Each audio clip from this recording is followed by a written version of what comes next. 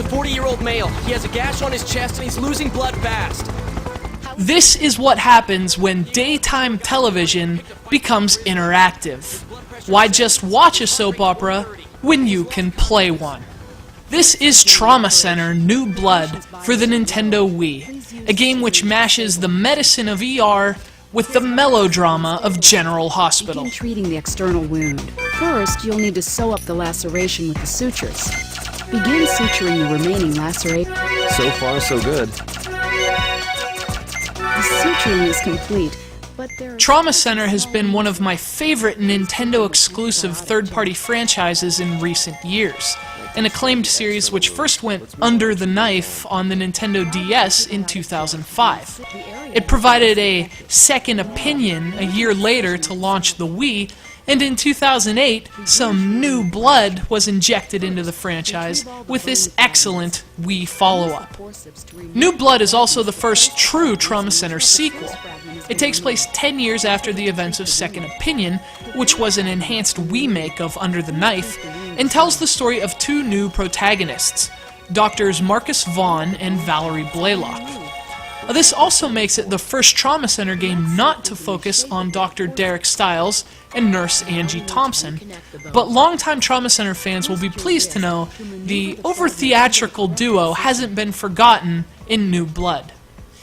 The Trauma Center games have always had a surprising emphasis on plot, and that wasn't changed for New Blood. The game tells another dramatic story about medical research gone horribly wrong, a tale it weaves both during surgeries as well as outside the OR with static cutscenes. Now, New Blood does have better production values than Second Opinion, as it runs in both 16:9 widescreen and uses more voice work than its predecessor as well, but its presentation is still minimal. Well, I don't know about her, but there's no way I'm going back. Indeed, New Blood's head and text cutscenes, while standard for the Trauma Center series across both Nintendo platforms, feel very thin when implemented on a home console like the Wii.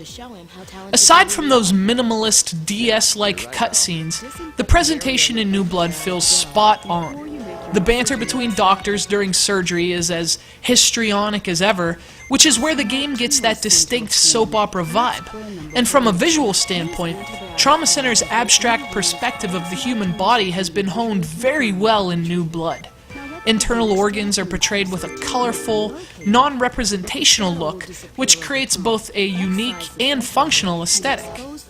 New Blood is bloody, but never in a gory or off-putting kind of way. Forceps to place. Now we need to...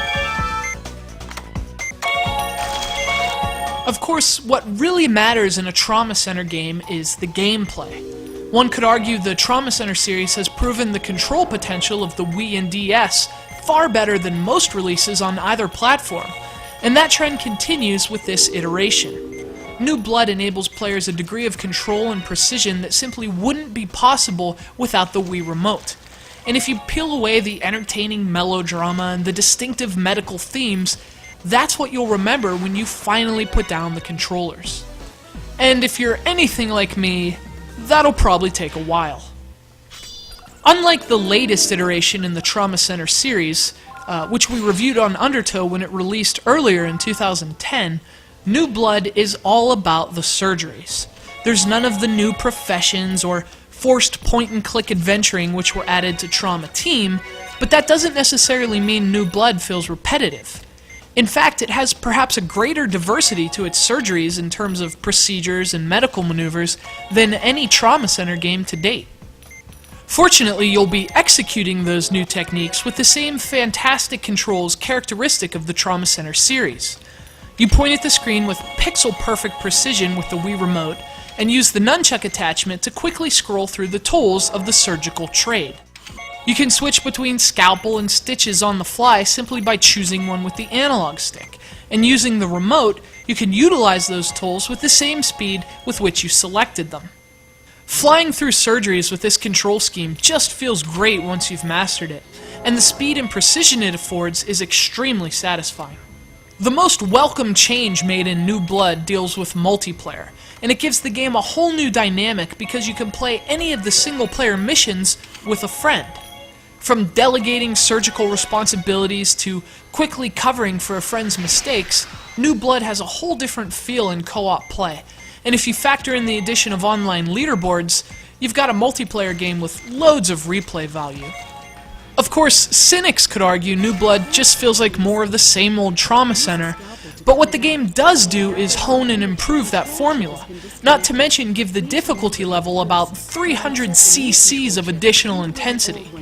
This is the kind of game you play for an hour before you finally realize you've been sitting upright for 45 minutes, gripping your Wii Remote tight enough to burst a blood vessel. The gameplay is that engaging.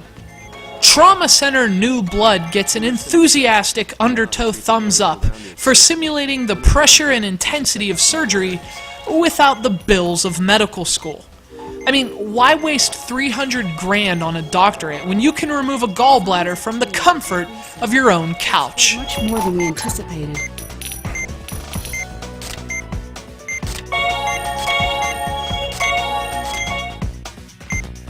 It's festering.